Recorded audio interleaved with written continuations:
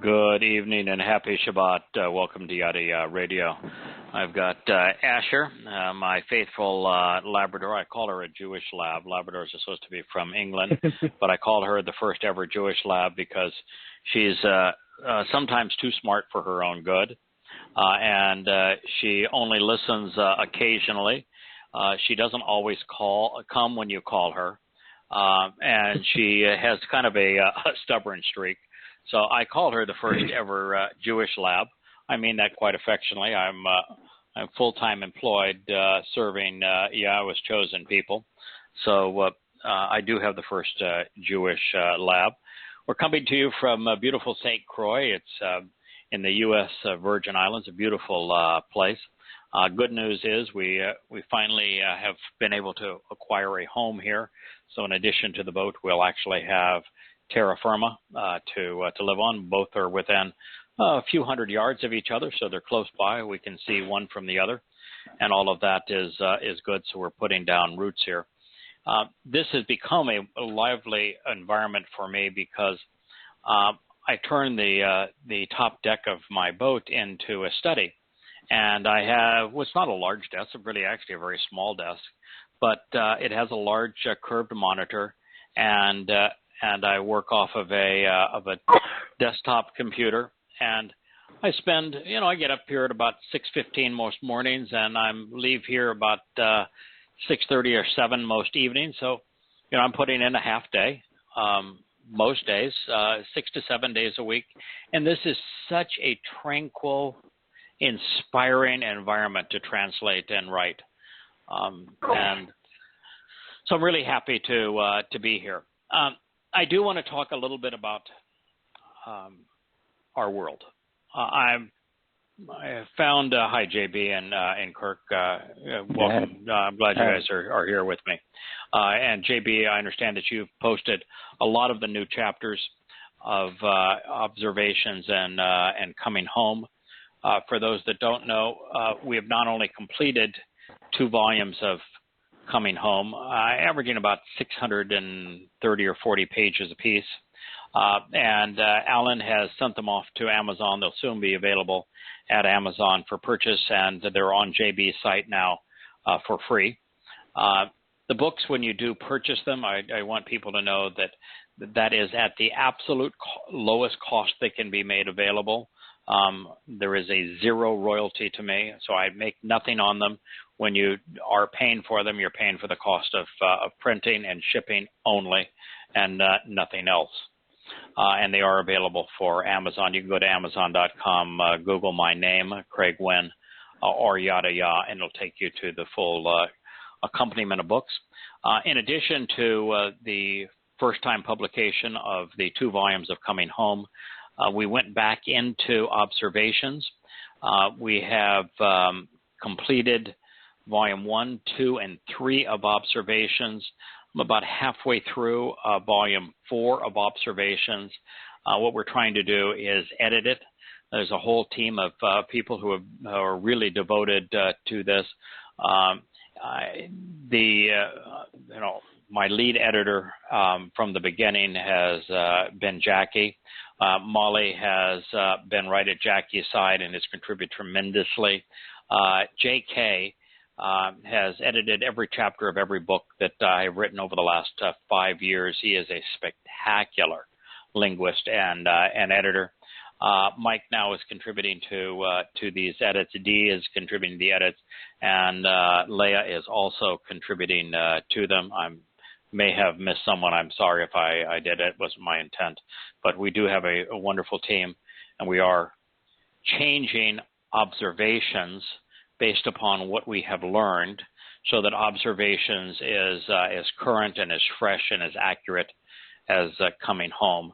And I'll tell you that now that I'm in Volume 4 of observations, there's some marvelous material there, and we're working to make certain that that any error that I may have made along the way is removed from it.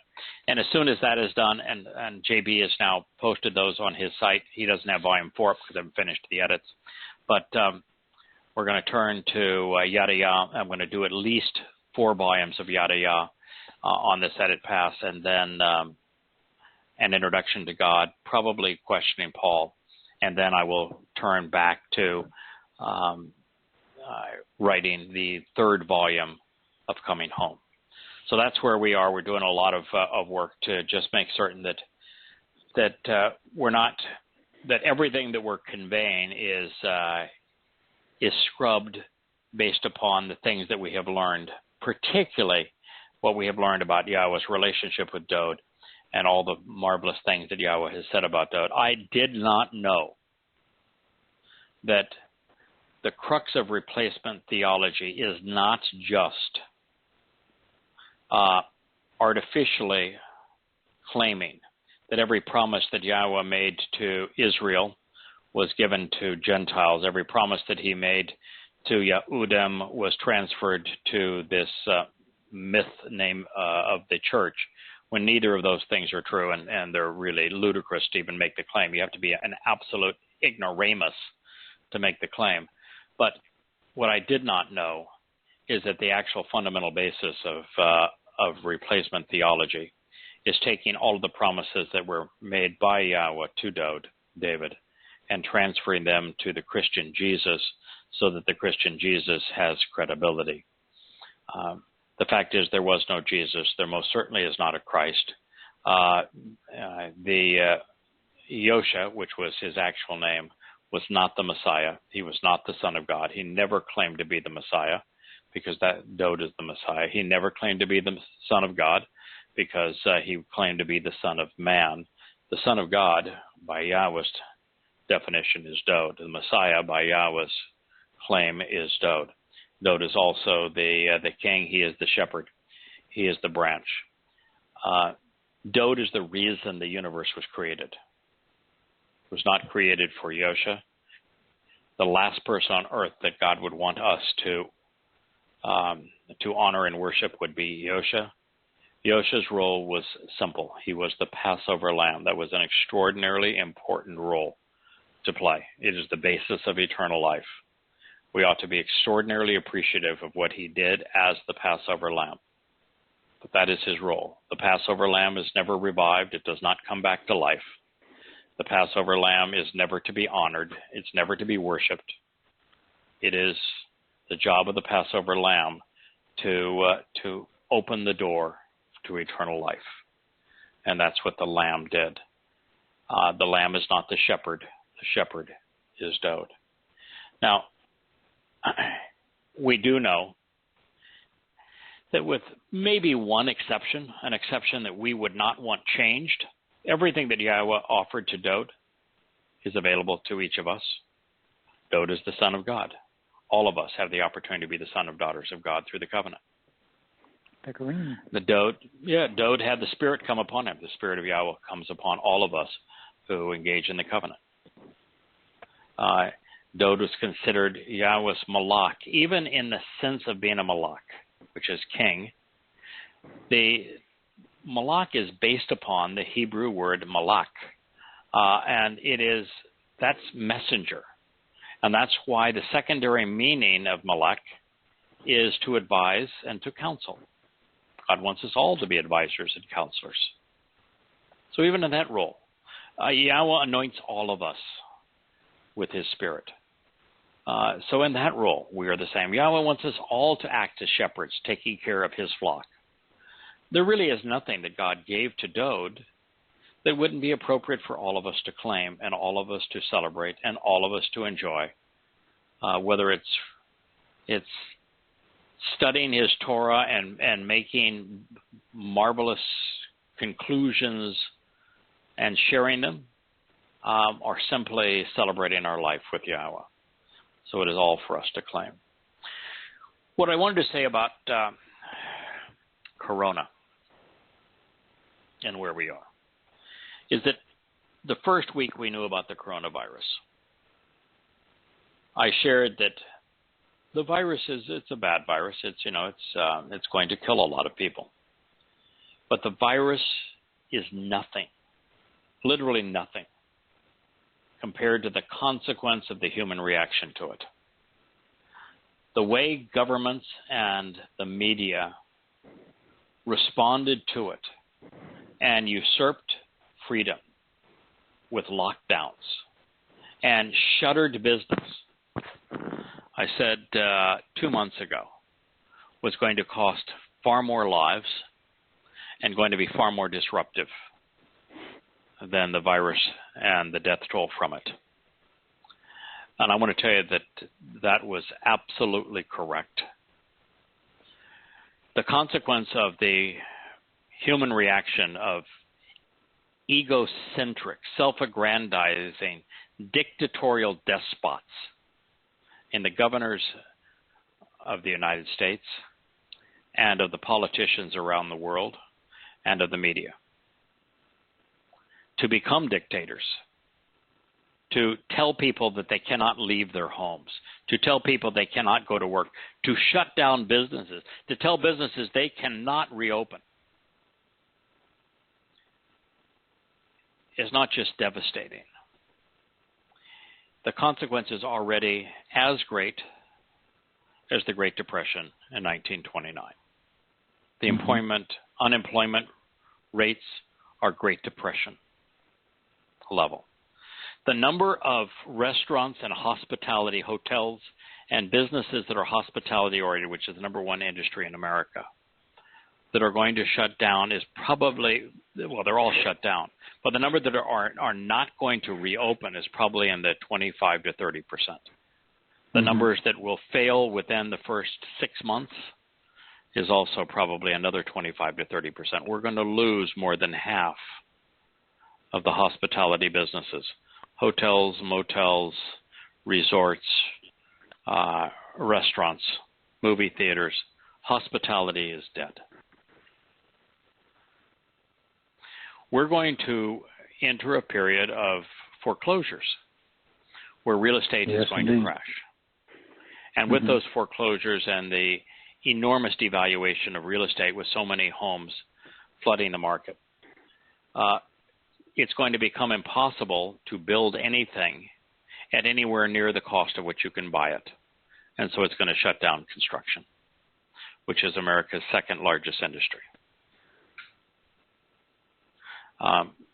Because politicians have no concept as to how business works in free enterprise and how everyone is interrelated, this idea that they would keep essential businesses open and shutter all others shows their absolute ignorance of the way the system works.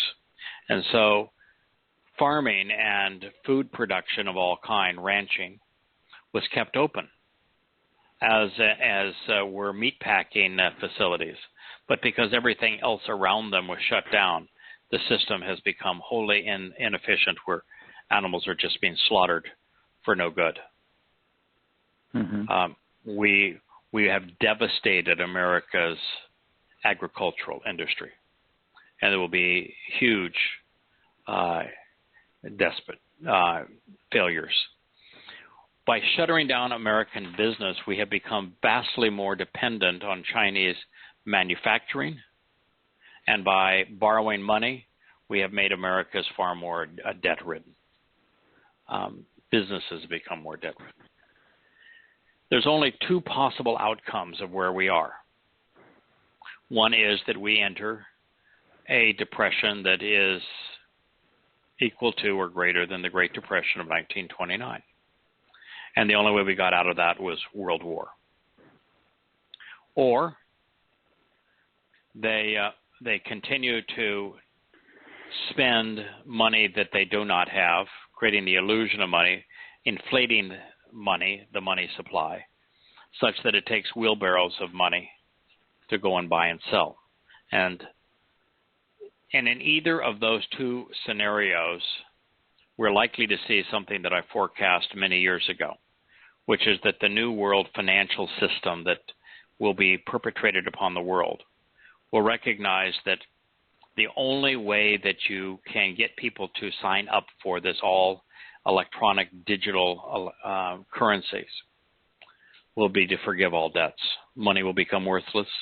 So why not just forgive all debts? People will sign up for it because they'll no longer have a mortgage. They'll no longer have a car payment.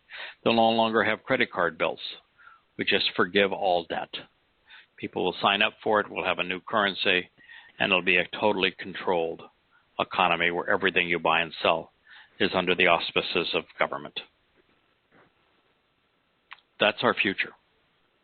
There's only one positive part of all of this, and that is that the cognitive dissonance that would have kept people from considering the possibility that over the next 13 years, 10 to 13 years, that the world could change so fundamentally as to require Yehudim, Jews, Israelites, to have to return to Israel, to have people in a situation where world war was imminent, where they had no freedoms, where they had no control over their lives, where they had to either surrender to government or choose to rely on Yah.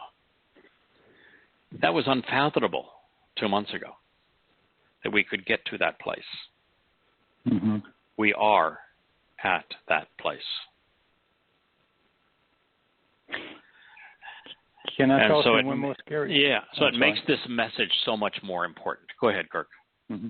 No, I was just going to say that one of the things I was reading about is, and it comes, is that if people can't work, of course, they can't pay their mortgages, and of course they cannot pay their credit cards. Correct. Well, that means every small bank, every independent bank that I have money in, you have money in, they have money in, collapse. Mm-hmm. I mean, and you can't get your money out because the way the rules are written since the last 10 years, I mean, it's basically theirs to control. So we're really screwed. I mean, the government may allow small banks to fail, but they aren't going to allow big banks to fail. So because the whole system crashes down and they are out of jobs, out of power, there's nothing left. So we're not going to see, I don't think, any large bank fail because the Federal Reserve will simply take them over. And the Federal Reserve, it doesn't cost the Federal Reserve anything to create the illusion of solvency, because they simply create money out of nothing, which you create money out of nothing, what you're doing is devaluing the current currency. You devour everybody's assets. So that's kind of where we are. It is a stunningly frightening situation. One other thing that I shared several weeks ago that I would like to say, take a gloating lap. I told you that Fauci, the virologist that was part of the Trump administration, that was responsible for the forecast and the response that the nation has made to the coronavirus. I told you that he was a weasel and a scumbag, and that he was exceedingly counterproductive. I've now read enough about that man's past to know that assessment was too kind. We have been operating under false pretenses, and the weasel is Fauci. He is an exceedingly evil man, an exceedingly counterproductive and untrustworthy individual, and unfortunately, he is just because he has no competency himself, he has just destroyed the country.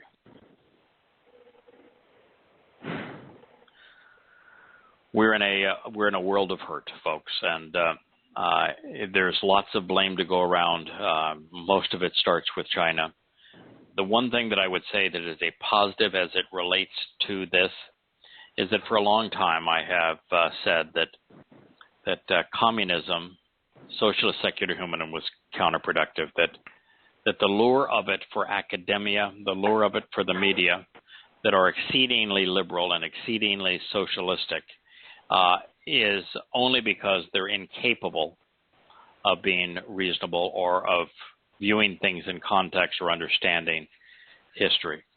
But what we have seen is the world as a whole has become vastly more socialistic. And yet, we're in this predicament because a communist government didn't give a hoot about life, liberty, integrity, or anything. We're in this mess because of the draconian nature of the most despicable regime on the planet, which is the Communist Party in China. They are responsible for the coronavirus and for the deaths worldwide and for the shutdown of the world's economies. And so all of those people who are liberal in America and who want a more socialistic government, you are absolutely as crazy and as senseless as those of you who are religious. So at least we now know emphatically that socialistic communist governments are the worst form of government man has ever conceived. Well, didn't China just wipe out its best customer? China has destroyed its credibility with its own people. Mm-hmm. It has disseminated a virus that they have done everything possible to lie about. They've imposed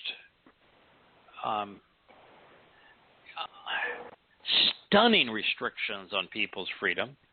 Anyone who dares speak out against this evil regime is either killed or taken away to a concentration camp. They have put out all manner of misinformation, and they've cost the world hundreds of thousands of lives, and the world many tens of trillions of dollars worth of economic productivity. And they've done it all for the personal greed and ego of the higher-ups in the Communist Party of China. It's man is at its absolute worst. It's just stunningly despicable. Yahowah does not want us to identify in any way, shape, or form with human politics, human religious schemes, militaristic schemes, or conspiracies. Mm-hmm. Flat out.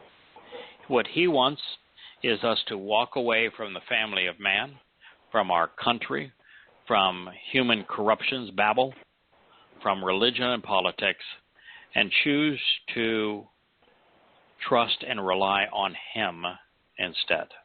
It's a fundamental choice. You can rely on your government, on your religion, on your economic principles, or you can choose to rely on God. That's your choice. And if you're going to spend eternity with Yahowah, then you cannot be religious, political, patriotic, militaristic, or any of those things. Now, we're going to read the beginning of Yahshua 11. Yahshua 11 and Yahshua 12 are on a singular topic, and that is that Yahweh has gone through in the first 10 chapters of Yahshua, and what he has done is systematically condemn religion and politics. He has said he despises all human governance, he despises all religions, and that he is opposed to the way of man. But he also says that his people have effectively abandoned him, that there is no one, not a single Israelite, that is willing to listen to him, willing to convey his message that Yahweh can work with. Not one.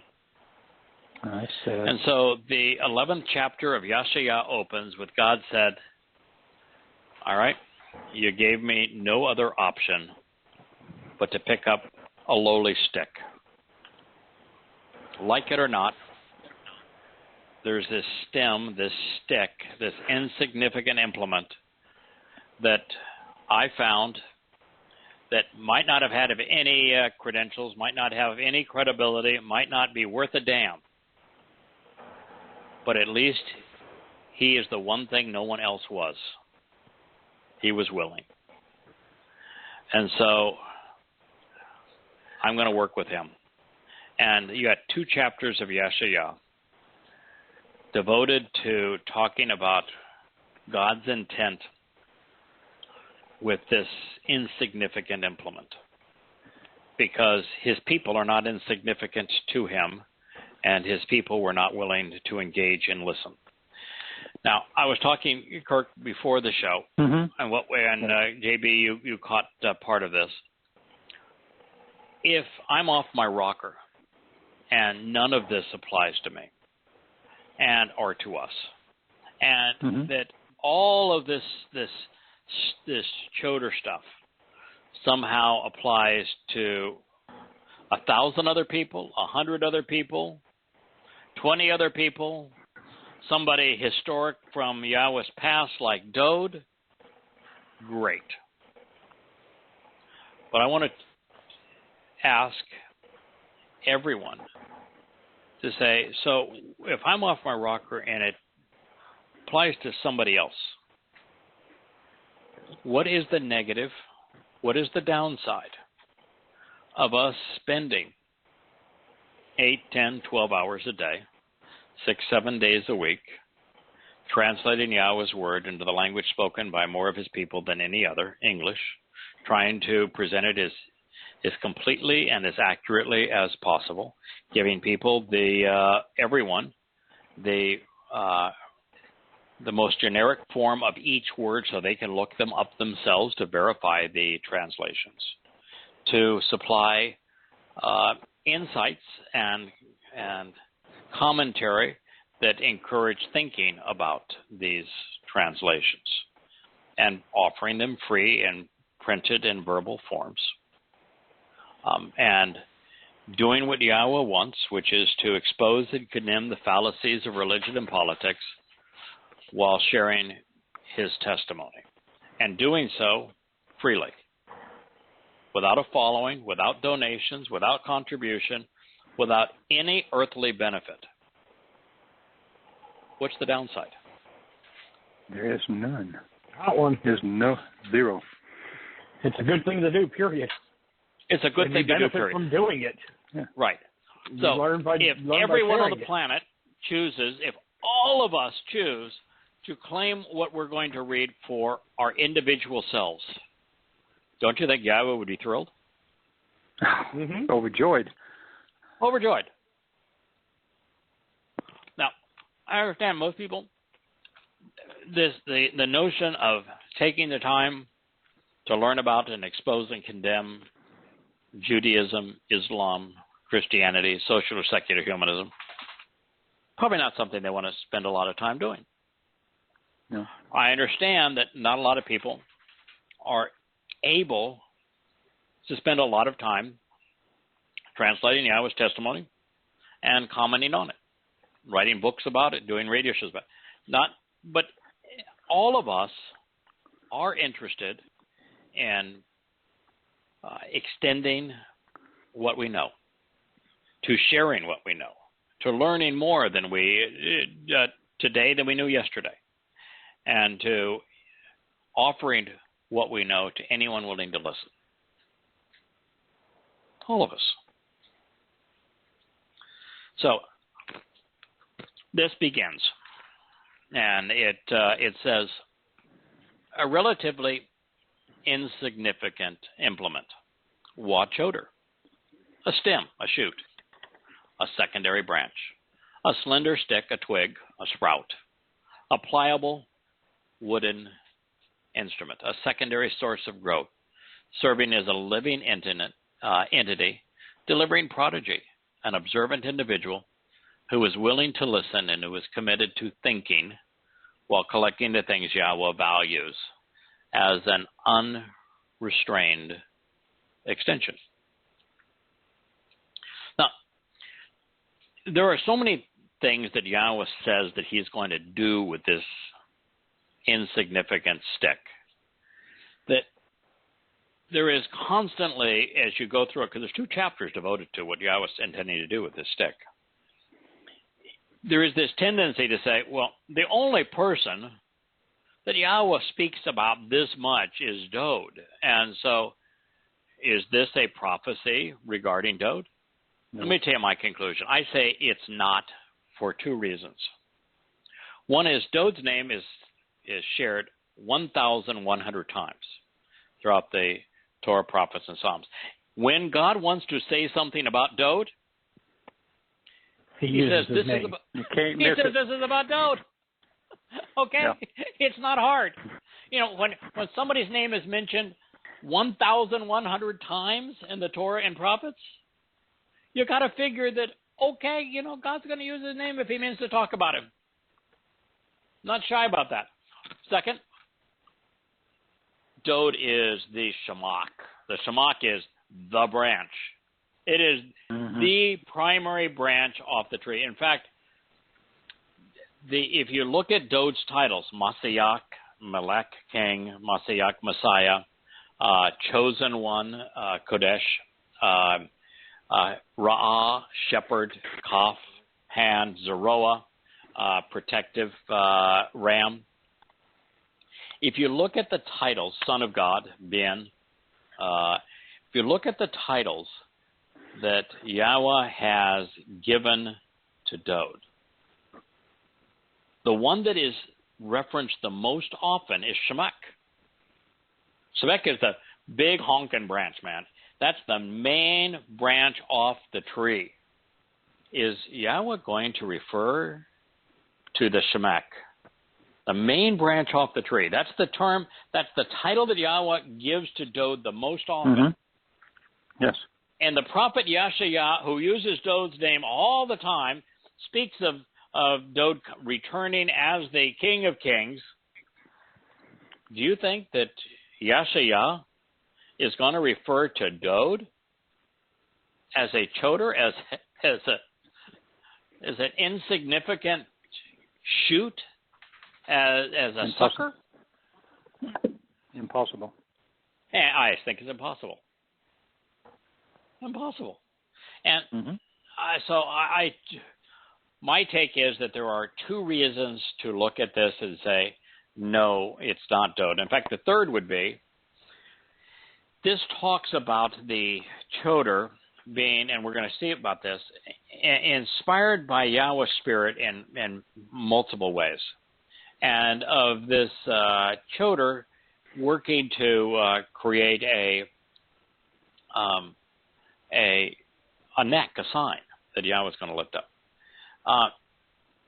Why would you say that about Dode 300 years after Dode's life, after Dode had already written close to 100 Psalms and 25 Proverbs? Why would you say that about Dode? Dode is, we were told the moment Dode was found and chosen by Yahweh and anointed as the Mashiach by him, that the Spirit came on him and never left him. Why are we talking about what the Spirit is going to do to this individual 300 years after Dode has already done these things in a book of prophecy, if it was talking about Dode? Well, then you have a problem with what his son pronounces when he opens the temple, too, when he dedicates the temple. That wouldn't fit either. Well, yeah. Yeah, then you got the Nakri thing, where the Nakri is clearly a foreigner from a faraway land in a distant time, speaking a foreign language, who is, the text actually says, is not of your people. Yeah, you can't reconcile all that and come up with Dode. No, you can't. So I think that this is clearly talking about an individual that is because so much of this is going to talk about events of the last days. Because the choder is ultimately, his words are going to be deadly. He's not now working on the neck. But there's going to be a time where this choder is what the words that come out of his mouth are muth. They are deadly. So there will be a time where he will speak against religion and politics, where the consequence of those on the biting end is not going to be pleasant. So this is last day stuff. This is not 2,000 years ago, or 3,000 years ago stuff. That never happened before, but it will happen in the future. So it is now. Dode is coming back. Dode has a return event, and so is there the possibility this is talking about the return event? I guess so, but why would you call him a choder? And why wouldn't you name him? So we'll continue the prophecy. Then a relatively insignificant implement will be extended, yatsa, will be brought forth to serve, called perfect, active, sequential, third person, masculine, singular. Well, I tell you what, Hebrew has has a lot going on. Call, which means literally, actually, genuinely. It is that says that there is a relationship between the subject and the object in of the sentence, which is genuine and actual. Perfect means finite period of time. Now, it's tough to ascribe anything in the perfect to Dode. Yeah, and the reason that is the case is the perfect is limited in time. It can be, it's either limited and there's a slice of time in the future or in the past where the action is completed. So this is either a completed action in the past, or it is an action that is something that's going to have a time-sensitive, time-constrained role in the future. Now, the reason it's tough to ascribe the perfect to Dode is that Dode eternally is going to rule after when he comes back. He is king forever. Olam. So, yeah, so Olam. So I don't think you would use the perfect to describe Dode. So that it says the Towrah will actually go forth and will be active, but for a limited period of time. By means of, from, because of, out of, by reason of, the stock, the stump, the root from which new growth emerges of Yishe. Now, stock. There would be no reason for this to speak of Dode by saying that Dode is from the stock of Yishe. What do we know about Yishe? Can you guys tell me everything? What do you know about Yishe? He's Dode's daddy, and he threw him out in the field and pushed his other son, so he wasn't really clued in. When Shamuel has a discussion with him, Yishe is an ignoramus. Yishe doesn't say a single thing that is beneficial. Most of what he says is stupid. That's just the fact. He's not being daddy to even Dode. Dode is down in Bethlehem. He's not. That's not where Yishe is. Yishe is promoting all of his other sons, the 6 of them. Not Dode. He didn't want to bring Dode up. And Shamuel, who is God's guy. I mean, there is nobody on earth at the time that God tells Shamuel to go and find this person that God loves more or is more in the center of God's will than Shamuel. And Shamuel says, Dad, God, don't send me down to him. He'll kill me. So let me just put it simply. Yishe is not on board with the program. No. Okay? Yishak, he's got nothing to offer. His talking role is limited, and all we know about him is what he says is between useless and counterproductive. Okay? So this has got nothing to do with Yishe other than his name means something to stand out and be noticed. Now, stump means something because there's something unique about an olive tree, and that is that when an olive tree dies or has to be cut down, which is the story of Yisrael and Yehudah. They ceased to be productive. The olive tree was cut down. In fact, olive trees now around the world are dying in record numbers. That in Italy, Greece, Spain, they're losing the majority of their old olives. When you cut down the stump of an olive tree is the only tree that I'm aware of. There may be another, but it's the only tree I'm aware of where a sucker is a good thing. typically what you do if you're pruning a tree is you get rid of the suckers. They're useless. Not in the case of an olive. And there are two types of suckers at an olive. One is the sucker that comes from the roots and the other one from the stalk. And the suckers in an olive can bring back an olive to life, and they can be productive. Isn't that amazing? So the choder is a sucker, but not in the pejorative sense, but in the olive tree sense, where it's the sucker, the choder, that takes a tree that has been cut down and is no longer useful, and it brings that tree light, and it reestablishes the tree and makes the tree productive again. So in conjunction with the stalk and with the roots, a choder is a really good thing. Mm-hmm. Worthwhile. It can bring light back, light and life and productivity back to that tree. Something as spindly and as otherwise useless as a sucker. But it's meaningful in this particular case, particularly when you're talking about the stalk and the root. And Yishay's name means something. God is not timid. Look at, who is God's favorite person in the history of humanity? Dode. Dode. If you were to pick a characteristic of Dode and say, that dude, nothing else, that dude was X, what would you say about him? Bold and stood up, and all he knew was going forward. Yeah, the first term I would pick is bold. Bold. Bold, blunt, in your face, aggressive, confident, action-oriented, man's man. I mean, Dode was full of it, right? Mm-hmm. All right. What is Yishay? Stand out and be noticed. Man, Dode stood out and was noticed, right?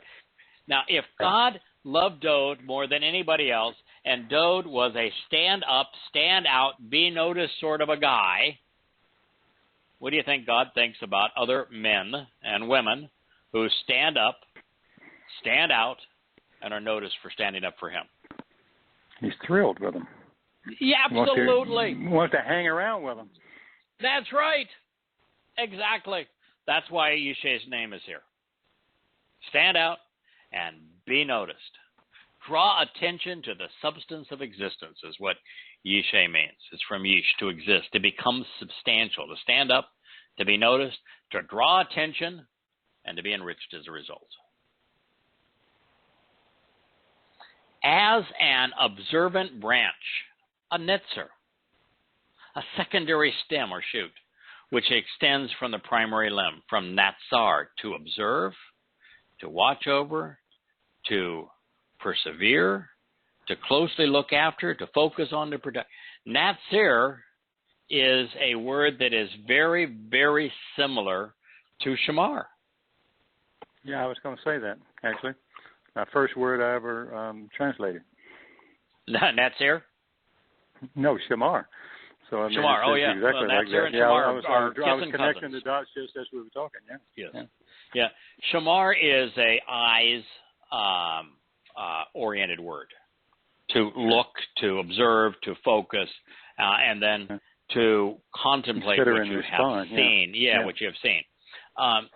Natsir is the same concept, but from one of Yahweh's favorite metaphors, which is trees and growth and vines and that sort of thing. So it's the branch that is out there collecting the light, and so it's the same concept, but tied into the tree of lives. Okay, so an observant branch, by means of men, is roots. Well, the only other thing that a sucker does other than bring life to the stump is that suckers on olive trees come up from the rootstock. I'm not sure there's any other tree like that. They come up from the rootstock, and the suckers that come up from the rootstock can be full-on trees again, productive trees. by means of the roots, that which keeps him anchored, steadfast, and nourished. And this is what is so spectacular as Torah, such that he will continually bear an abundance of fruit, being productive while encouraging productivity in others. Hear, hear. God wants us to be productive. God loves work. He does. He loves work. Creation is a labor. It took work. Fulfilling the Moed Mikre was work. Engaging in the covenant relationship is work. Studying Yahweh's words and writing about them is work. Yahweh loves work. He values work. You know, even in the garden, Adam was given the responsibility of taking care of it. Mm-hmm. So Yahweh values work. We should value work. You know, I'm working on this. You guys work on working. Creates something that we can be proud of, that creates value. And so Yahweh is work-oriented. He wants us to be fruitful. He wants us to be productive. He wants us to study his words and to be rewarded with insights. And when you share those insights, you're encouraging productivity in others. I was visiting the house that we were buying today, and the guy that is selling it for his ante, so he's an heir. And he says, you know, it's fun to watch you come to this house because you're so enthused about what you could do with it, and you just have an excitement about you. And so it's true. And when we do this program and we're talking about Yahweh's testimony and trying to make it relevant in all of our lives and to talk about what we can learn from it, that same enthusiasm comes out of all of us. We're excited about this. We're enthused about this. Mm-hmm. We are not only productive, we're encouraging productivity in others. And that's the first statement, Yeshaya 11:1, that Yahweh says about the Towrah. Now, while Towrah is masculine singular,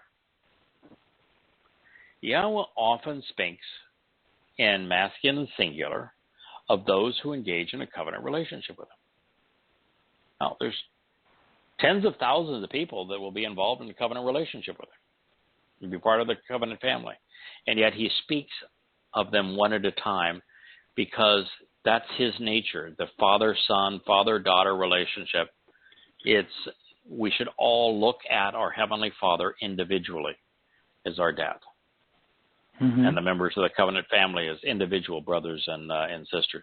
So yes. There is the very possibility that he uses this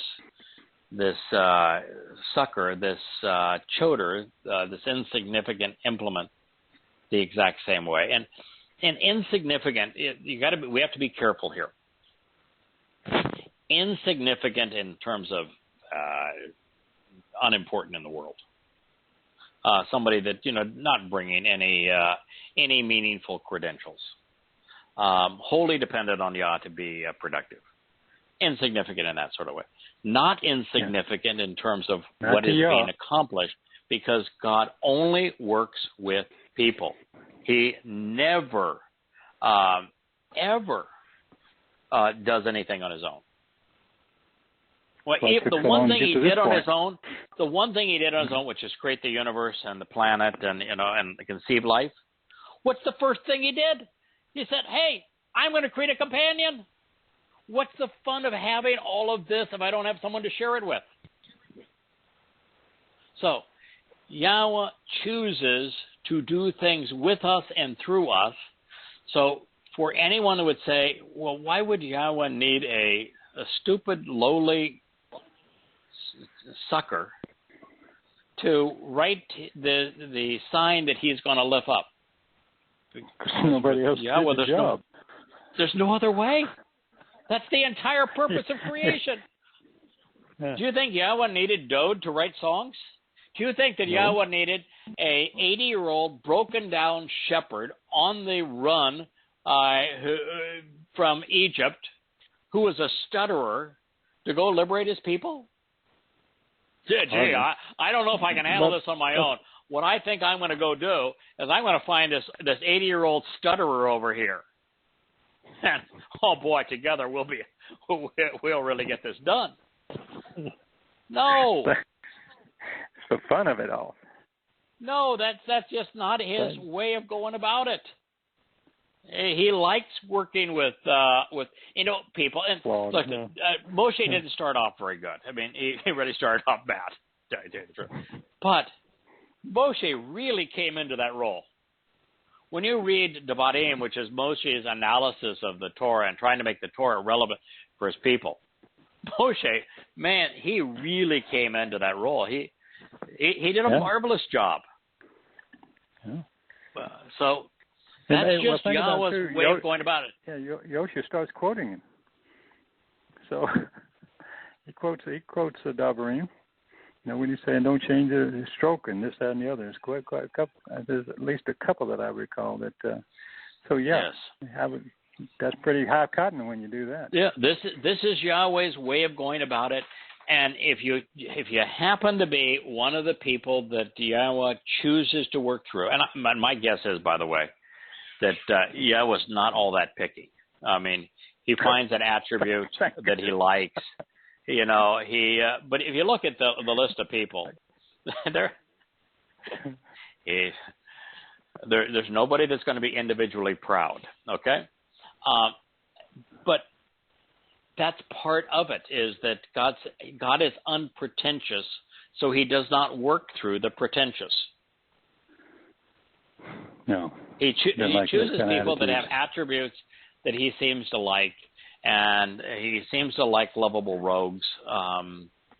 He seems to like people who are passionate, who stand out, who are bold, who aren't the least bit afraid, who uncompromising. The kind of people that would never make it in politics. No. The kind of people he seems to like. All right, so now that Yahweh's introduced this choder, he says, this is because the Spirit of Yahweh will settle and remain on him. The Spirit of providing the capacity to comprehend and teach, and enable understanding by making connections to reveal insight. The Spirit of advice and counsel, and of being emboldened and inspiring. The Spirit of knowing and of knowledge, to respect and revere Yahweh. Well, God's going to do all of that. It doesn't really matter how insignificant, how lowly, how inadequate the choder is, because God's going to take care of it. It didn't matter that Moshe was an 80-year-old broken down stutterer, did it? No, not at all. Because of what Yahweh did through him. Right. Yeah. So, the Spirit of Yahweh. Well, that's a mouthful by itself. It's not the Spirit of Jesus Christ. Not spiritualism. Not the spirit of Kabbalah. Not the spirit of Rabbinic Judaism. It's the Spirit of Yahweh. Well, that's a showstopper for 99.9999% of the world's people. Mm-hmm. There's about 1 in a million people on the planet that know and love Yahweh's name, that have decided that they're going to refer to God by name, they're going to enjoy a relationship with him by name, and they know that is his name. So you have limited the number of people who qualify by essentially 1 in a million, by the fact that this is the Spirit of Yahweh, not the Spirit of the Lord.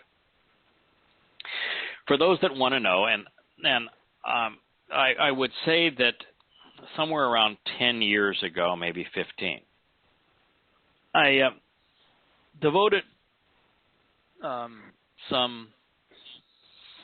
I would guess a week of time,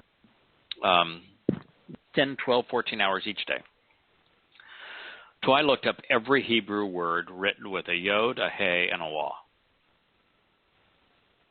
And I said, okay, this can't be that difficult. There's 22 letters in the Hebrew alphabet. There's 5 of them that are clearly open mouth sounds, they're vowels, and there's clearly 17 that are consonants. Got to be able to pronounce this word, right? Well, yeah, if you can say it 7,000 times, yes. Yeah, it's and everybody that's writes about it is saying it. So it's clearly a word that can be pronounced, a name that can be pronounced, and it's used pronounced the same way, use the same letters that are in every other word. Yeah. So I looked at, okay, so Yahweh says his name is based on Haya. There doesn't seem to be any controversy that Haya is pronounced Haya. Yeah, well, yeah. And Haya, great. The Haya is the hey, the yod, and the hey, and the yod and the hey. So if you got a yod followed by a hey, it is Yah, Haya, right? All right. Or the Yah. So how about the first 2 letters in Yahweh's name? It's a yod and a hey. Tells us it's based upon Haya, so it is Yah. No question. No question about that, right? No, and no by argument. the way, Can't argue that. Okay, and Haya ends with a hey, and so the final hey in Yahweh's name would be a ah. Ah. So Yah, ah. All we do is you got to say, wait a minute, there's a crazy old wah in the middle of it. How do we pronounce the wah? Well, let's see. Yahweh has a word that he says, this is the source of my teaching, my guidance, my direction. And that word is Torah. Torah. Well, is there a verb in Torah? Huh? Can you give me a verb? There's 2 verbs in Torah. A wah and a hey. So wah happens to be in the middle of the word. The O in Torah is from the Hebrew wah. And the ah at the end of Torah is from the hey. So we have another affirmation in what is probably the second most commonly spoken Hebrew word, Torah. So we know that the hey is ah, so we know that it's Yah, ah, and the wah in Torah is the O sound. Torah. Okay, well that's a pretty good indication that the wah in Yahweh's name must be the O sound. Is there any other Hebrew word that is spoken more often than Torah? Yes, there is. What's that word? Shalom. Shalom. Okay, shalom. The O, there's an O sound in shalom, isn't there? Shalom. Yes, sir. Where do we get the O sound in shalom? What letter is providing that vowel? It's still the wah. It's a wah. It's a wah. So here is the single most spoken Hebrew word. It has the O sound in it. The O sound is from the Hebrew wah. Now you've got 2 irrefutable sources. How about Yahweh's title? Elohim. That's Elohah. Elohah, yeah. Yeah, where do you get the O sound? The wah. The wah. Look at the English, because all languages are ultimately derived from Hebrew. Of course. How many Hebrew words are like owl, like oath, like own? How many Hebrew words that have a W in them are pronounced howl? What, 500 of them? A lot of them. Of course. I got my Webster's, but I don't want to count them all. Probably 500. How about Hebrew names like Yoel, Job. Yeah. Job. Yeah. How many Hebrew words are have an O in the middle of them, like Job, like Yoel, that you find that the O sound comes from a Wah? Lots. Yeah, hundreds. And so it became obvious. Yod-Heh-Wah-Heh is Yahweh. That's just the way it's pronounced. That's this notion that it is too sacred to say is utter nonsense, because God says the exact opposite. That's negating, diminishing my name is an unforgivable sin. Plus he says, my children know my name is shouted from a rooftop. Well, they got to know how to pronounce it and say it. Moshe read it to 2 million people. I mean, it's in every one of Dod's songs. Every one of Dod's songs. It's in every one of Dod's songs. Yeah. He's right. in love with the and guys. Why not? The one thing that is common amongst all of the children of Yisrael who are embraced by Yahweh on Yom Kippurim, the day of reconciliation, that come home and in the end become part of God's eternal family, is every one of them knows and shouts out Yahweh's name. Yeah. All the prophecies have them conveying Yahweh's name. Yahweh's name is more important than anything else. The key aspect of the Towrah is that this is because the Spirit of Yahweh will settle and remain on him. She was placed on him. She energizes him. She restores him. She is in an alliance with him. She dwells and resides within him, never departing his abode. While she enriches the association, assures the most favorable outcome for him, enabling him to be composed and to prevail no matter the challenge. Call perfect, third person, feminine, singular, and third person, masculine, singular. She is doing this for him. That's her job. That's what she wants to do. I can't do anything for the set-apart spirit. No, I can't empower her. I can't enrich her. I can't elongate her life. Nothing I can do for the set-apart spirit. The set-apart spirit can do a tremendous amount for me and for all of us. She can enrich us, empower us, inspire us, educate us, support us, protect us, restore us, enlighten us, and that's her job. She wants to do that job. Every mom wants to do that job on behalf of their children. Yeah.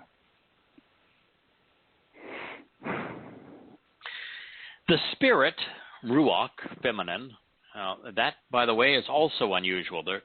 There's probably 1 in a million people on the planet today that know that the spirit of Yahweh is feminine. Mm-hmm. There's probably also 1 in a million people on the planet today that Yahweh's name is feminine. Yes. It's true. Yahweh's name is feminine. And Yahweh has masculine and feminine characteristics. Mm-hmm. And the spirit is the maternal, feminine manifestation of Yahweh. And God created us male and female so that we might appreciate what it means to have male and female characteristics. Men and women are different, and the differences are marvelous. We're much better. We have synergy together. Here. So, the Spirit providing the capacity to comprehend and teach. Shakma, offering the mental aptitude and the wisdom to instruct, comprehension and technical expertise to do what is required, to impart understanding and to educate from Chakam, the capacity to learn and ability to teach. We've been doing this now for 20 years. Mm-hmm. Devoted almost all of my waking hours to this over 20 years. It is a mental discipline. you do develop an aptitude while doing it. My first translations, compared to what was in English Bibles, pretty darn good. Yes, it My most recent translations, compared to previous translations, a whole lot better. Yeah, a whole lot better. And I'm really becoming more comfortable, too, trying to sort of expand on the concepts of these translations and sharing the nuances and the richness of the language that Yahowah chose. So they are better because by the more we do, the more we comprehend. The more we comprehend, the more comfortable we are. The more we engage, the greater the aptitude. And much of this is, while it is spiritually infused, spiritually derived, the Spirit does not work in such a way that somebody is, laying down sleeping. They're on their knees praying, and the Spirit says, "Oh, wow! I'm gonna go and reveal something profound to this person." That's not the way she works. The way she works is right. You're studying Yahweh's words. You're listening to Him. You're observing what He has to say. You're thinking about it, and ideas will develop from there into profound insights that you can share so that you come to comprehend, connections are made, and then you can teach. I tell Leah all the time that I don't find learning for learning's sake rewarding. She does. Got to be purpose. She wants to know. Yeah. She wants to know things Everything. just because she likes to know them. Yeah. I don't. I look at time as being exceedingly valuable, and that only things that I want to learn are those things that can help me understand such that I can be a more effective teacher. So all I want to know is what I can share that will help others grow. Unless there's a benefit of knowing, then it's not worth the time. And so that's kind of what this is saying, is that once the Spirit settles on him, what she's going to do is provide the capacity to comprehend so that you can teach. To understand, so that you can help others understand, so that you can instruct. Yeah, that's the job. That's absolutely. It gives a purpose to learning. We learn for the express purpose of being able to share what we have learned so that others can benefit from it. Look what Dode did. Was there any benefit to Dode of writing 100 Psalms and 25 Proverbs? No. The benefit was not for him. The benefit was for us. Dode learned and realized that the benefit of knowing is to share so that others might learn.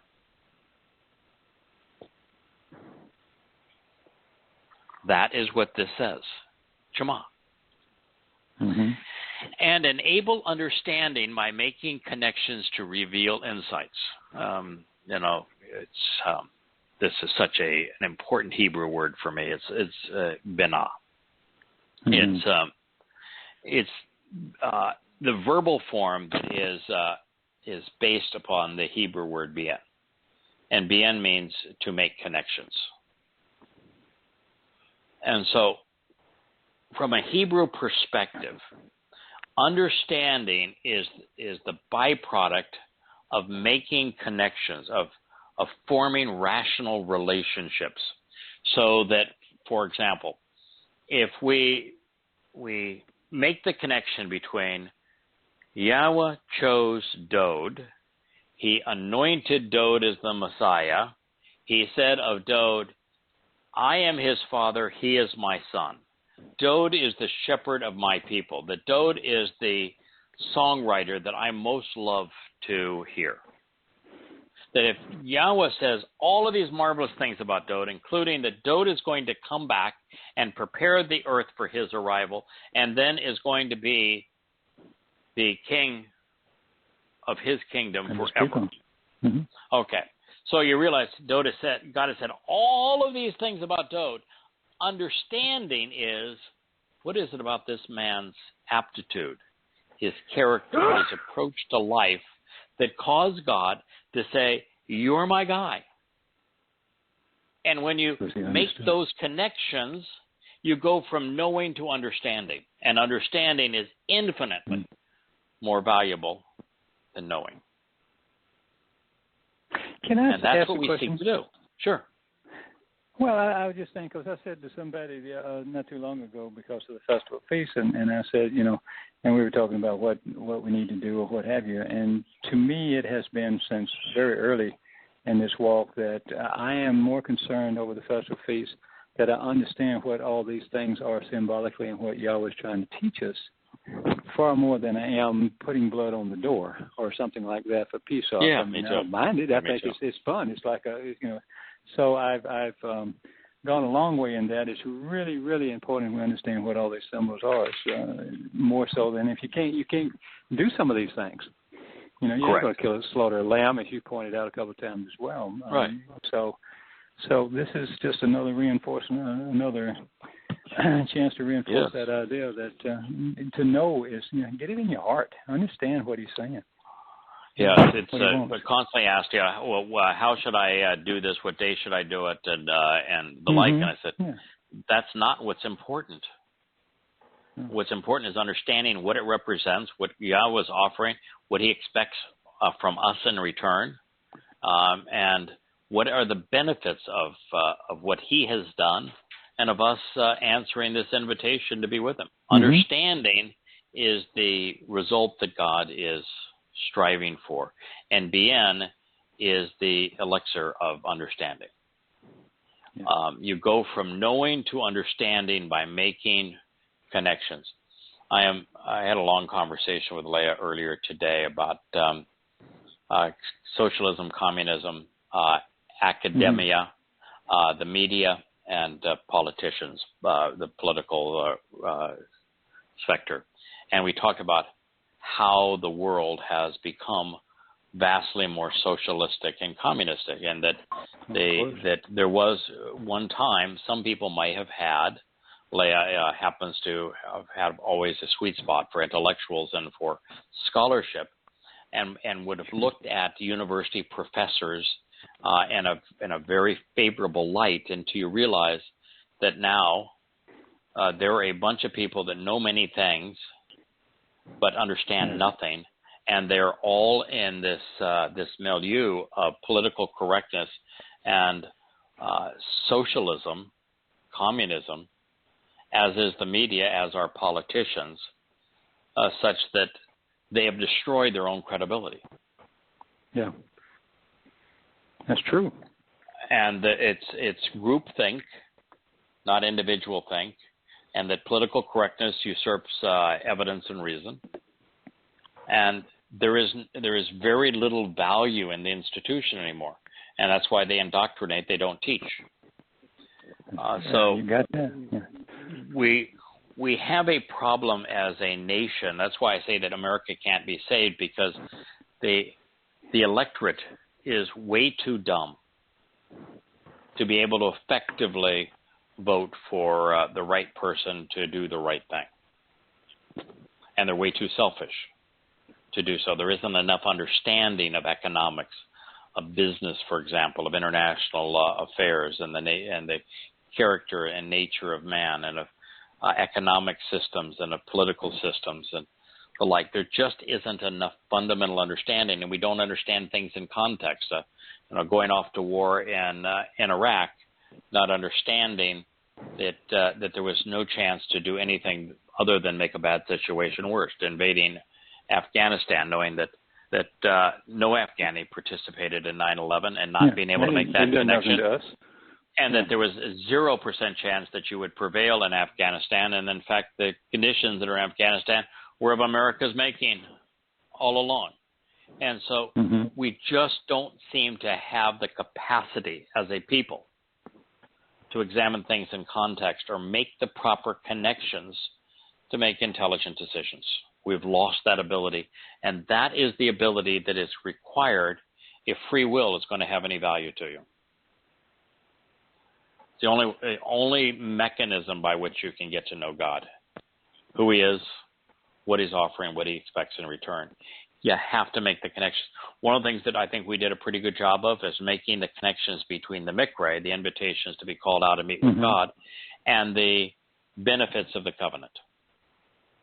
I think we did a pretty good job of analyzing Yahweh's discussion with Abraham and the conditions of the covenant. Yeah, that was actually brilliant. So there's lots of things that we have done where we made these connections that helped us further our understanding. And it's one of the reasons why when we're talking about Yahweh's testimony, we spend as much time making the connections to facilitate insights and understanding as we do in the words themselves. Yes. Because that is the value of it. If you can go from knowing what he said, to understanding what it means. And that's what we talk about, that the Spirit of Yahweh not only provides the capacity to comprehend and teach, but enables understanding by making connections to reveal insights. I would parrot what you say. You know, I can parrot what you say, but it doesn't do me any good if I don't understand it when I'm talking to somebody. Correct. Because they're going to ask one question and then I'm in a hole. Right. It doesn't do any good for you as a person, and it doesn't do any good for you when you're trying to share it with other people. Correct. You want to understand it. You want it to become part of the fabric of your life. Correct. Yes. And ultimately what you want is what Dode was so good at. Dode was able to look at the things of Yahweh and to comprehend them in such a way that he derived profound insights and then he shared them. That's the key thing. Come to know what Yahweh had to say, make the right connections to understand what he is saying, celebrate the insights that can be derived from that, like the Ruach Spirit being our spiritual mother. Derive these insights that can be derived from that, and then share them. So Banas, facilitating the propensity to ponder and process information, to be perceptive by being discerning, discriminating, judgmental, making intelligent associations which lead to a conceptual understanding, revealing how to react and respond to life situations after a full and thoughtful consideration. From bien, making connections between and among things so as to be observant closely, examining, while being perceptive, to consider and to distinguish, to discriminate. There's two things that are really important. Making connections, viewing things in the proper context, and then being discriminating. Being discriminating. Big on that. Yeah. Have a filter. Know how to distinguish between right and wrong. Be judgmental.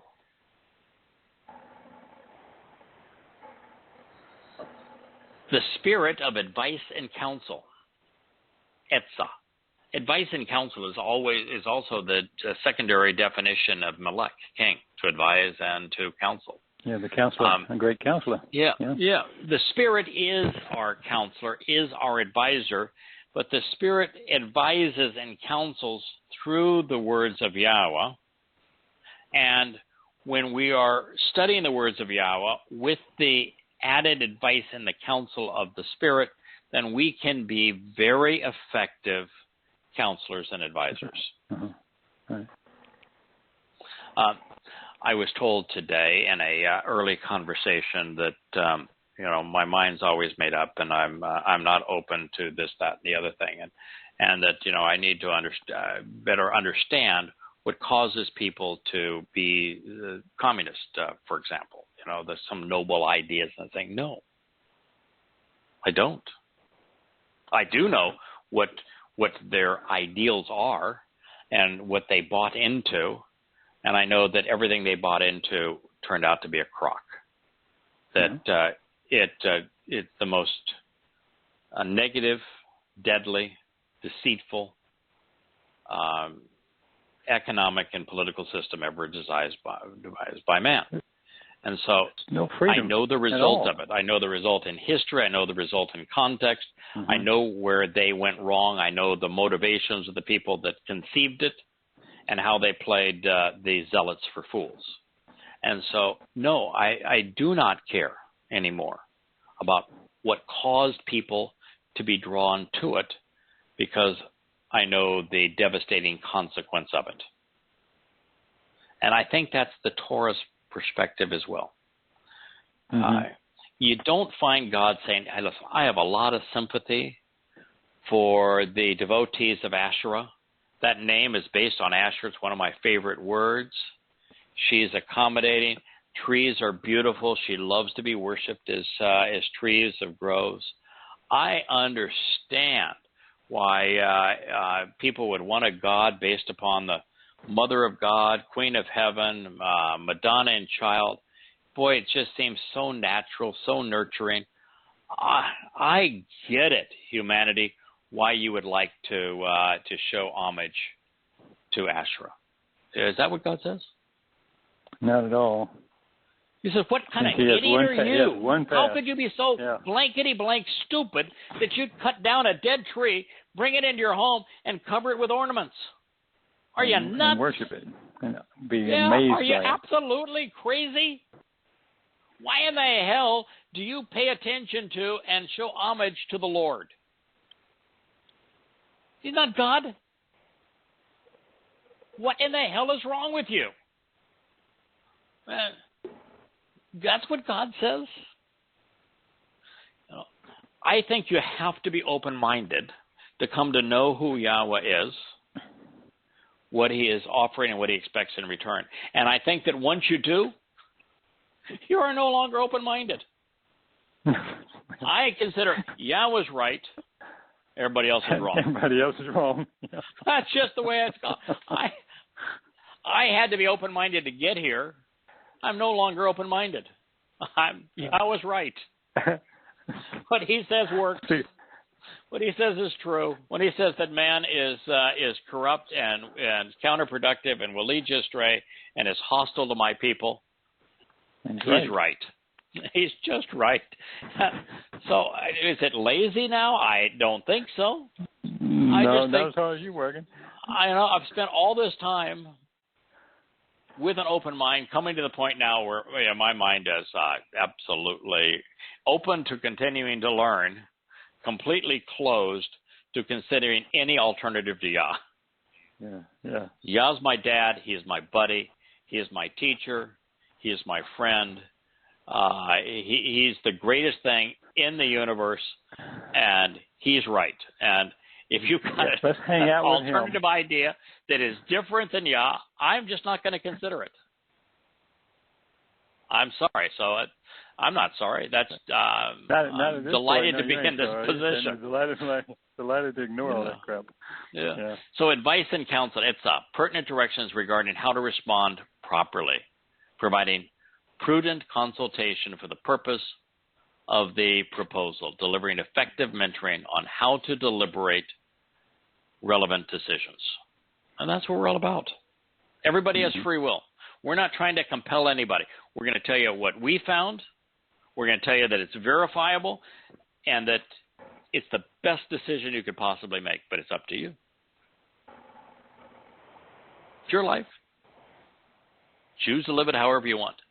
The spirit of being emboldened and inspiring on how to be. This is Geburah. It's a derivative of Gabor. In fact, There's a place in Yashayah 12 that Yahweh's just going to go into and say, that this he's going to talk more about the Towrah. He says, that the Towrah is Gabor.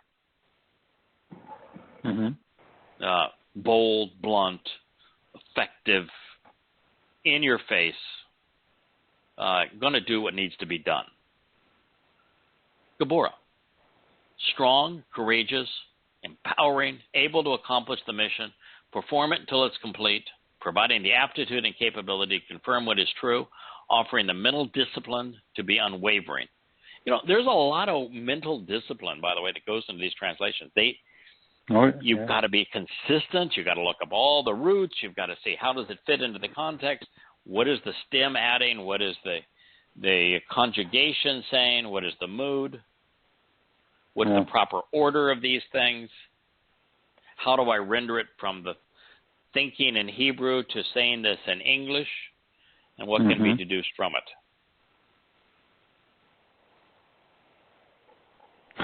That's a lot.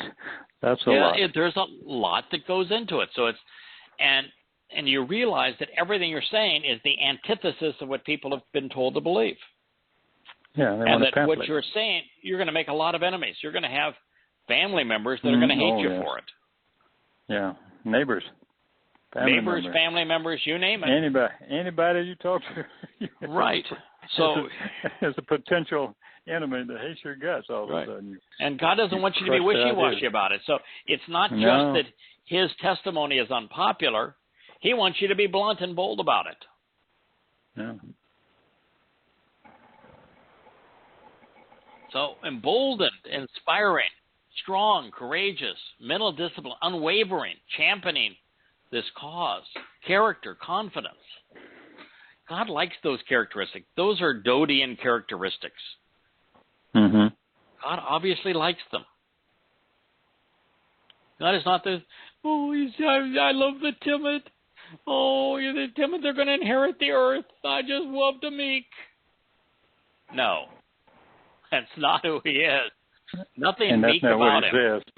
No. The spirit of knowing and knowledge, da'ath, of recognizing where to look for answers. Boy, that's what we want to share with people. That knowing is important. We want to show, where do you look for answers? Torah, prophets, and Psalms, Yahweh's testimony. Yeah.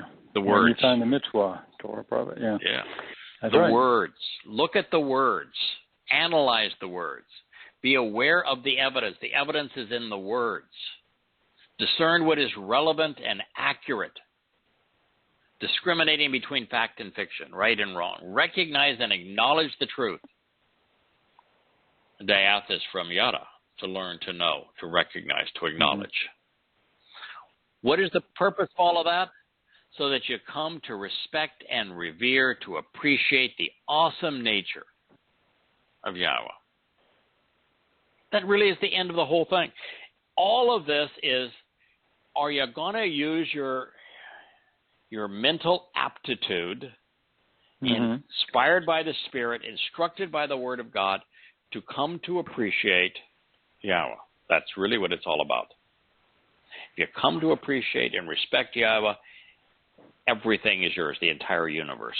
Eternal life, perfection, adoption, empowerment, enrichment. It's all yours. Wow, what a pursuit, coming to appreciate what a payoff. And respect Yahweh. If you don't appreciate and respect Yahweh, you got nothing. He's the source of all of it. Well, you have your life. You can live your life any way you want to. If you want to go beyond this mortal life, it all comes from respecting and revering Yahweh. Because if you respect and revere him, it means you know him, you like him, you trust him, you're willing to rely on him. And he can use a broken down expat, guy who is out there in the Arabian desert tending sheep for his father-in-law, who is a convicted murderer, who has a speech impediment, who is broken down and 80 years old, to liberate his people, free them from the most powerful institution on the planet at the time, all from Moshe saying, okay, yeah, I don't want to do this. I'm not qualified to do this, but it's obvious you want me to do it, so I'll do this. And he became, to my way of thinking, the second most important person in human history. Mm-hmm. And, you know, an argument can be made he's the most important person in human history, but regardless, he is really, really important.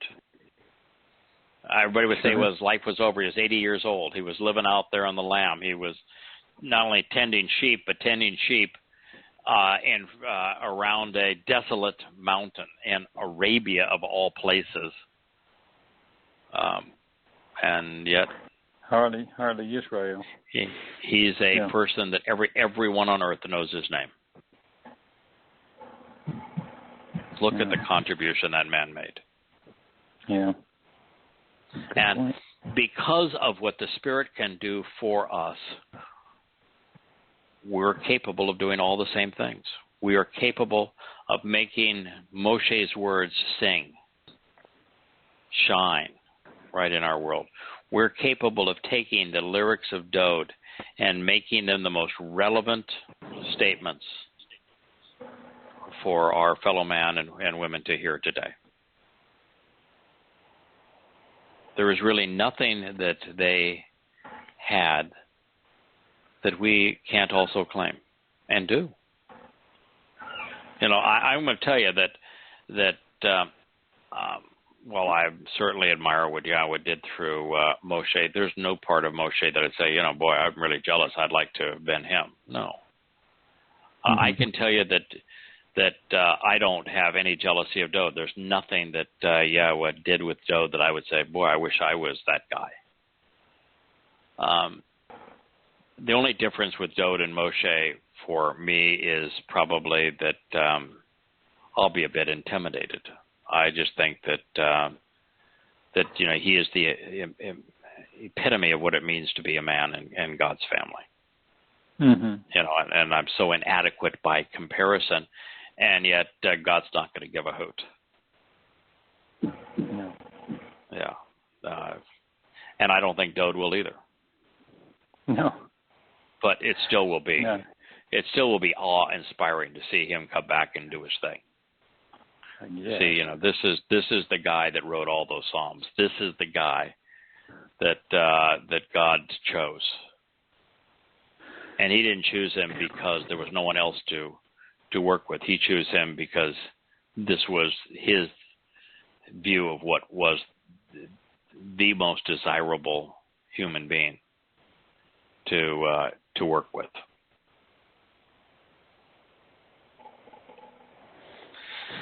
So that's just Yashaya 11, 103 or 2. And 2. So we now have... We're moving right along. Yes.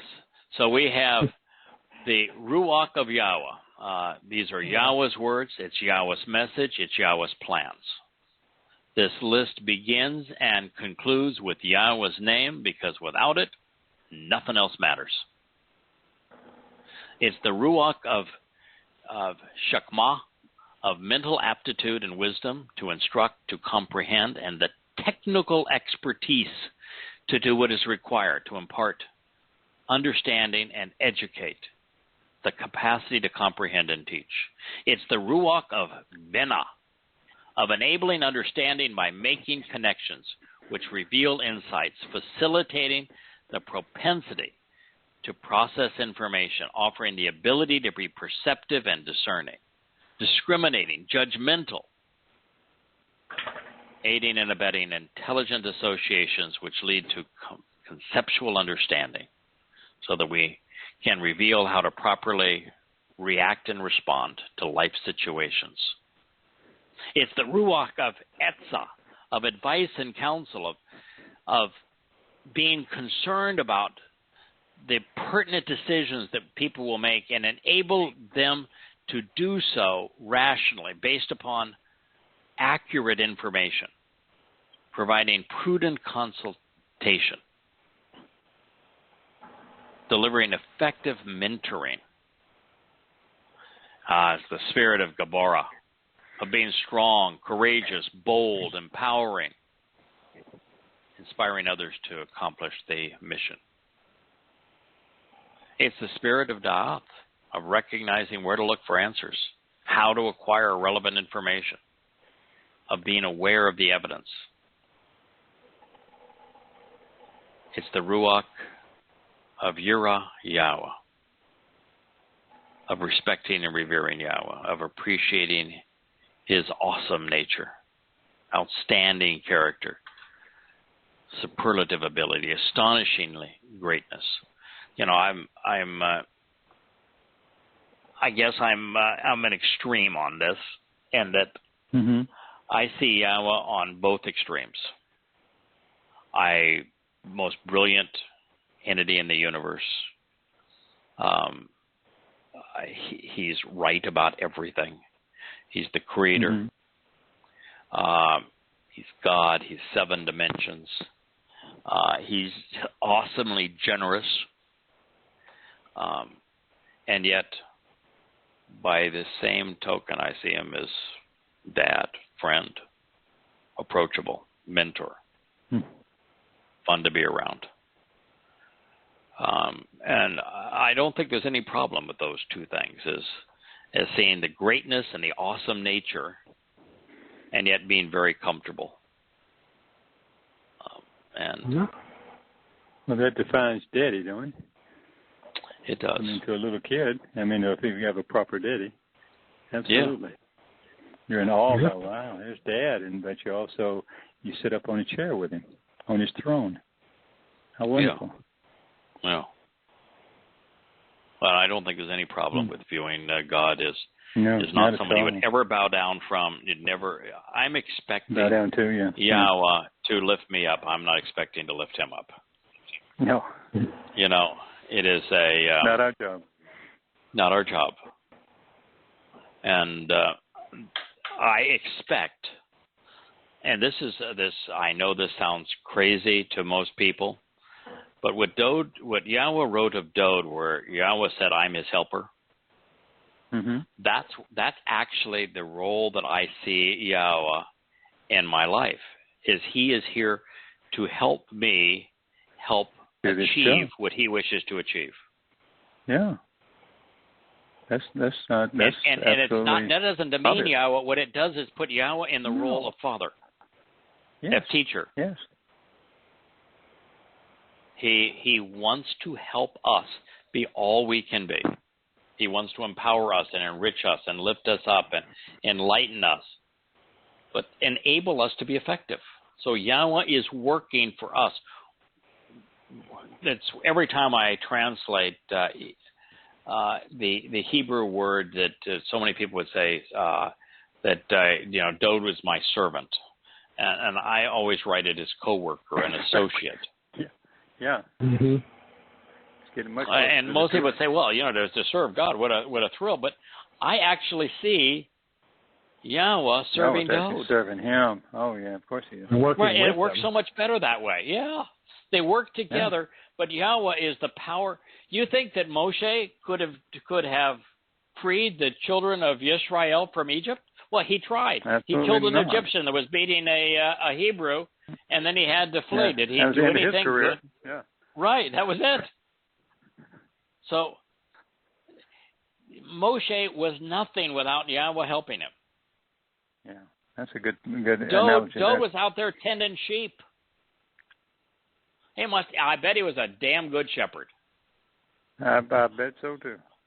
But I tell you what, he is not the king of a united Israel. He is not the author of 100 spectacular songs and another 25 mashal word pictures. He is not the guy that's going to defend, who has defended and will return to defend Yahweh's people without Yahweh helping him. And Yahweh isn't the kind of individual that is going to say, wait a minute, I'm God, he's just a lowly person. He ought to be serving me. It's not his that's not his mindset. His whole mindset, I got nothing to prove. I got nothing to prove. He's I proven how did this wonderful he because is. I wanted to enjoy a family, and the best way for me to be able to enjoy a family is me to take my creation and lift them up and make them more like me, make them more capable. Then we have a better relationship. You know, the more capable our children become, the better our relationship with them, up to the point where they get so capable that they say, hey, you know, I'm going to go off and do my own thing, and they become totally independent. But the good thing with Yahowah is we never reach the point of going off on our own and becoming independent. And so it's an eternity of becoming more like him, of growing up and becoming more interesting to him, because of the fact that we're becoming more like him, because he's helping us. And we'll understand more aspects of him, so he will become more interesting to us. Yes. We have every right to do what Dode did and to expect a lot of God. Mm-hmm. Well, let's keep sharing what Dode said then. Yeah. It's marvelous. Yes, sir. All right. Well, I'm feeling invigorated. I think we had a lot to say and share, and hope that all who've listened found some benefit in what we shared tonight. And may Yah bless. Have a marvelous Shabbat. We are entering a time like man has never known. It's gotten almost exponentially worse, and it's going to continue to degrade over the next spiral down. 13 years. And we are in the best position of anybody in the universe, because for us, no matter what happens, it's benefit. And what we have to say has never been more valuable than it is right now at this moment. Yes, sir. So, here.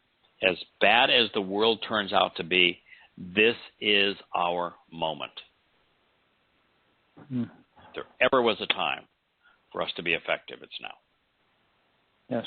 So may Yah bless. We'll continue to work. Thank you, JB, for getting these books up on YahowahBereth.com. When we get all the other sites up, we're going to make sure that we have a prominent link to everything that you have done, and also the audio programs there. I know you worked all day today getting those up, and I want to thank all the contributors and editors to the books. I think we've made a lot of progress on making them better and more accurate. I was shocked just how much had been done. Like I said, I kind of fell behind because of work, and I opened my email, I had like 50 unread emails with all these different edits, and I'm going, oh, wow, I got my work cut out. Yeah, there are now 5 entire volumes that are averaging 13 chapters per volume and about 650 pages per volume that have been thoroughly scrutinized and prepared and edited and updated. I mean, that is a lot of material, and the devotion of everybody, and it's really a joyful collaboration. It's just tremendous, and we're nowhere near the end. We're going to finish the 4th volume of Observations. We're going to turn to at least 4 volumes of Yada Yah. I may not edit all of it. I may cause some of the volumes of Yada Yah just to disappear for a while. But we'll have the creation volume. We'll have a volume on the covenant relationship. We'll have a volume clearly on the invitations, the Mikre. We'll continue to have a volume on going astray out of Hosea, because that was really the beginning of it all. And I want to have that 7th volume, which is based on Yeshaya 17 and 18 and the history of the beasts from Daniel. So we'll continue to have that volume. Those will be the volumes of Yada Yah. We'll update an introduction to God. Noah's Ark, though. Pardon? Noah's Ark you still keep in there, right? That's a biggie. Oh, yeah. That'll be in the creation volume. Okay. Oh, yeah, absolutely. Still be in the creation volume. And then we'll update an introduction to God, and may or may not, I don't know. The difficulty of editing Questioning Paul, which we'll probably do a quickie on, but the difficulty of that is that what we know now is 10 times what we knew when we wrote it, and it's already like 1,200 pages, okay already. It's like when I was doing Islam, I said, okay, I've said this every which way. Muhammad was a scumbag. He was a pedophile. He was a rapist. He was a terrorist. He was a thief. He was a liar.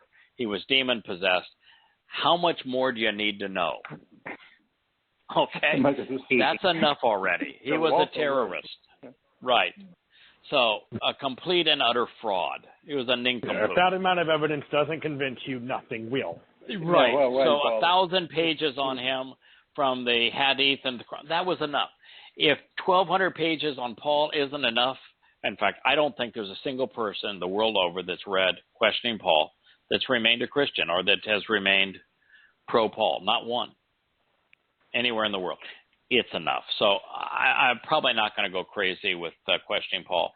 Plus the fact I thought that the time that I spent doing what needed to be done, which was to expose and condemn Pauline Christianity and Mohammedan Islam, they were important to do, but those jobs are done. Those weren't fun jobs. Those were not fun jobs. They were important those jobs were necessities. to do.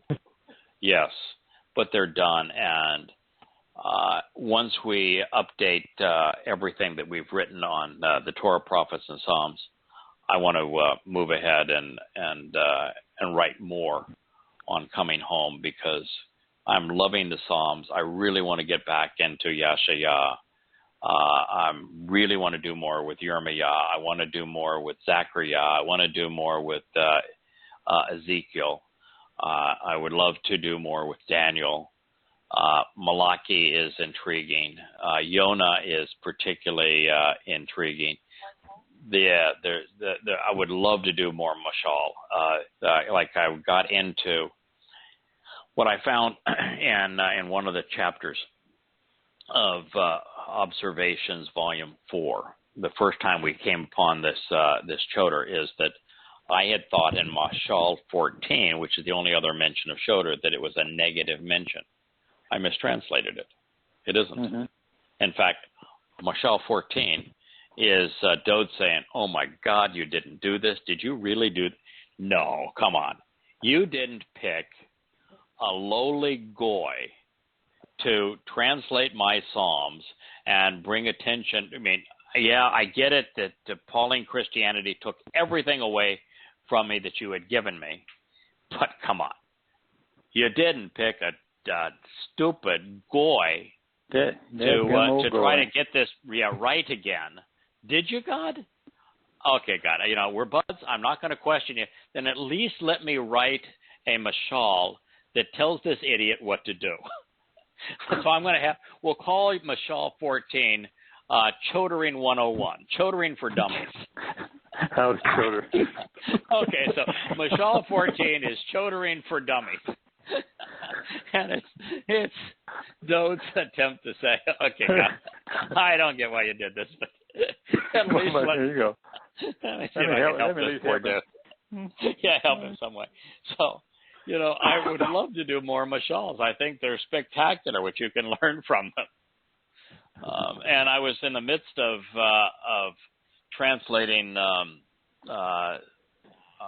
Psalms, Mizmors, 25 and 26, when I decided to say, okay, I had a good friend that told me, some of your old work's not very good anymore.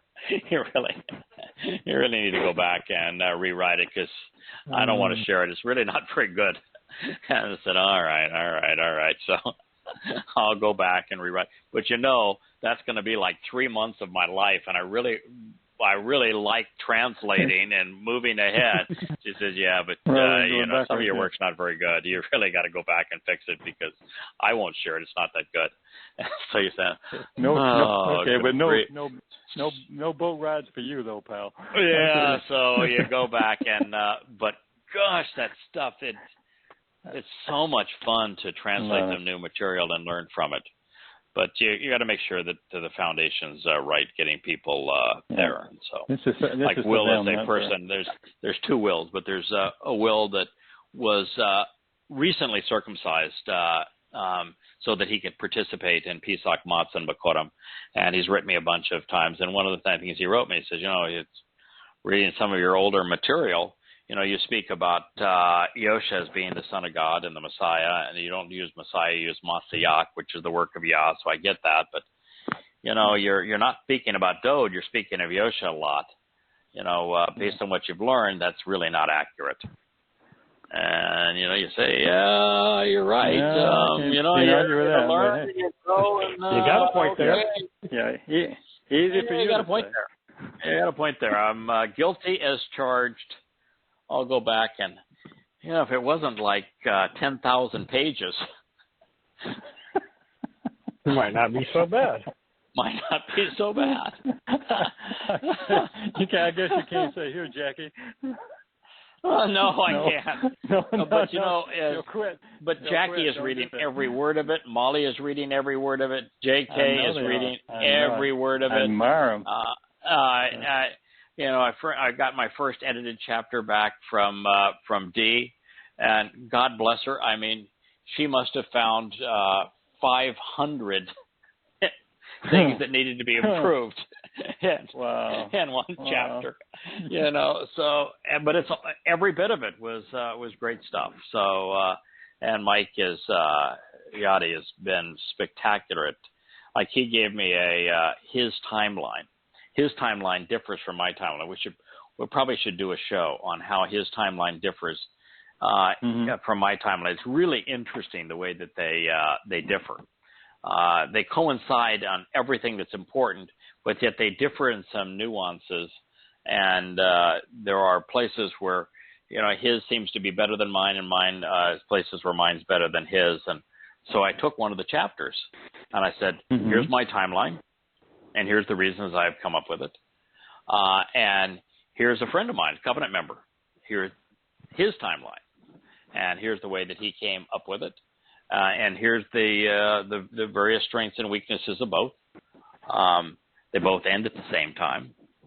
They both have carry through with the same story. And it's basically the difference is only in the years that matter are year 0, which is either the creation of the garden, where Adam would have been expelled at 80, the number of infinity, or the date of expiration of the being expelled from the garden. One of those two is year 0. 80 years one way or the other is important, no. But there is a year 0. Year 1000, which I have as the flood, which is inconsistent with the genealogy in the Torah, which I think has greatly exaggerated the dates between the expulsion from the garden and the flood. And I think it has understated the dates from the flood to Abraham. But the year 1000 Yah is irrelevant. Year 5000 Yah is irrelevant. What's relevant is increments of 40 Yobel. So year 2000 Yah is relevant. And no matter how you look at it, year 2000 Yah is when Abraham and Yishak climb Mount you're talking about the Moriah. 246. Yeah. We're absolutely in total agreement. Year 3000 Yah is actually important. And it's important because that's the cornerstone. That's Dode. Right, Dode. So the question is it the year that Dode is chosen as God's son and as the Messiah and the Spirit of Yahweh comes upon him, is that year 4000 or year 3000 or is year 3000 when Dode actually lays the cornerstone for Yahweh's home, and he can't build it, but he lays the cornerstone for you. Which of those two is year 3,000? I can't tell you, but it's all about Dode. And Dode is important. That's the center portion. That's the cornerstone. Year 4,000, of course, is essential. That's another 40 Yobel from the time that the covenant was confirmed with Yishak and Abraham on Mount Moriah. So you get out of the garden in year 0. You get to the return, the mechanism of return, which is the covenant, and 40 Yobel later, which is on Mount Moriah with Abraham and Yishak. 40 Yobel after that is 33 CE, when Yosha fulfills Pesach, and Yahweh and the set-apart spirit and Yahweh's soul fulfill Matzah, Bakurim, and Shabuah. That is clearly year 4,000 Yah, when the first 4 Moed Mikre are fulfilled. And then 2,000 years later, 40 Yobel, is when Yah was going to return. That will be year 6,000 Yah. Year 5,000 Yah that happens between those two, I think probably is the poisoning of the well below Moriah and the number 6 prophecy. But in terms of importance, it is not so irrelevant. It's not even worth mentioning. It's year 2,000, 4,000, 6,000, and only 3,000 because it's the cornerstone in the middle pertaining to Dode. And so on the big picture, I just shared the subtleties that were different, and he would have the flood at a different time, and that his is interesting. His year 1,000 Yah, if you use the Masoretic text as the numbering system, Noach is 24 years old, and that's the time that Yahweh would have introduced himself to Noach, and that they began their relationship and the whole progression of building the ark thereafter. So it's a very interesting view, and so we'll share it sometime and how he came up with it, and he did a lot of work, and it's very intriguing and interesting. The biggest challenge, of course, if you use the Masoretic. The biggest challenge is if you use the Masoretic text.